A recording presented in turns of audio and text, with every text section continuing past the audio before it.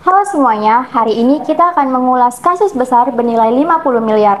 Di permukaan, proyek ini terlihat berjalan lancar, tapi ada yang janggal. Voucher umroh, goodie bag misterius, dan arahan aneh di WhatsApp. Apa yang sebenarnya terjadi? Kita akan kupas tuntas dari awal. Ini bukan soal dokumen, tapi soal integritas, konflik kepentingan, dan penyalahgunaan wewenang dalam sistem pengadaan pemerintah. Kami dari tim Cendrawasih Universitas Pendidikan Muhammadiyah Sorong akan memaparkan hasil analisis kami audit investigasi dalam pengungkapan fraud. Kronologi, kasus ini bermula pada bulan Desember tahun 2022. FH Kepala Bagian Umum Kementerian ABC mengirimkan pesan WhatsApp ke WI selaku bawahannya, yang isinya arahan agar PT UBA dibereskan jadi pemenang tender proyek Gedung Pusdiklat. Dan perlu dicatat, PT UBA ini milik UC, sahabat FH sejak SMA. Hubungan pribadi mereka sangatlah dekat, sering ketemu bahkan di luar jam kerja.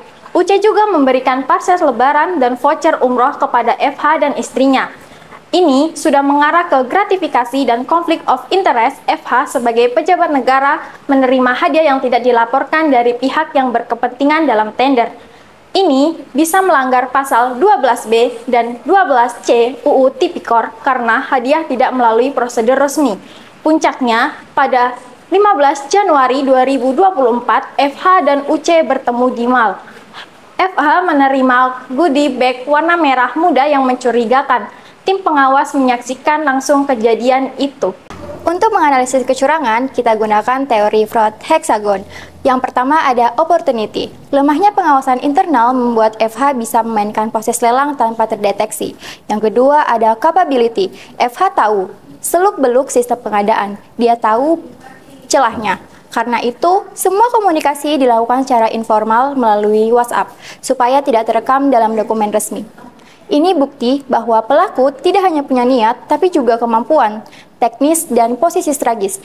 FH memanfaatkan kelemahan sistem dan struktur birokrasi untuk mengatur hasil lelang dari balik layar. Ketiga, ada collusion.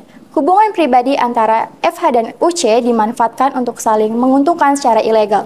Dan yang terakhir ada arrogance. FH merasa kebal hukum. Ia berani bertemu langsung di tempat umum dan menerima goodie bag tanpa rasa takut.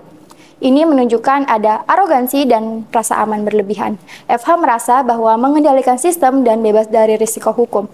Padahal yang dilakukan jelas-jelas melanggar etika dan hukum. Selanjutnya, masuk pada program kerja audit investigasi. Audit investigatif dimulai dari pembentukan tim, menentukan ruang lingkup, dan menindaklanjuti dokumen pengaduan.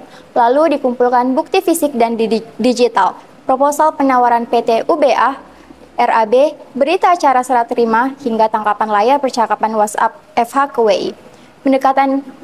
Pendekatannya tidak hanya administratif, tapi juga forensik.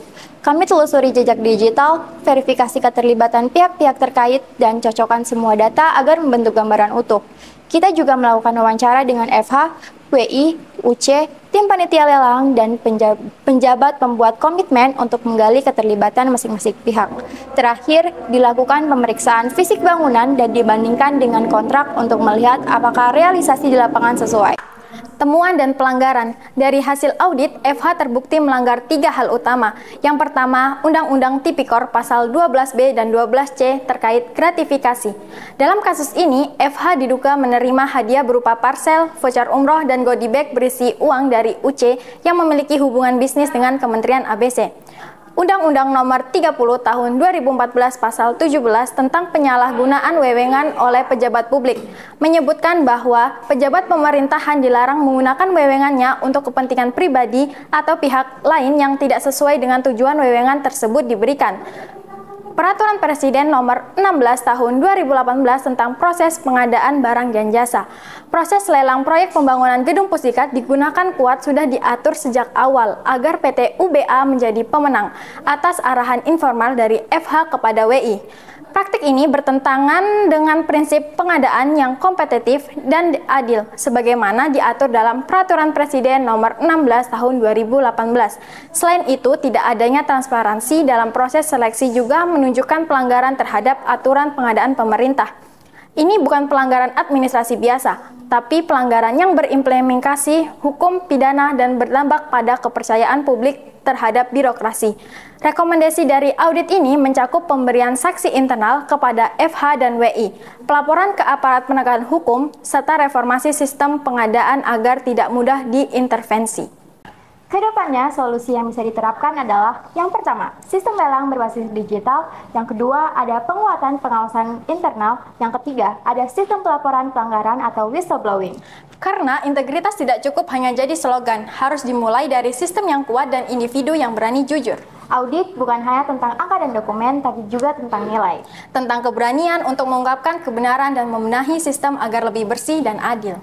Audit investigatif bukan cuma soal laporan keuangan, tapi tentang membongkar kebenaran demi keadilan publik. Dan kita sebagai generasi muda harus jadi pelopor transparansi di setiap sektor. Uang negara adalah amanah, integritas adalah kunci.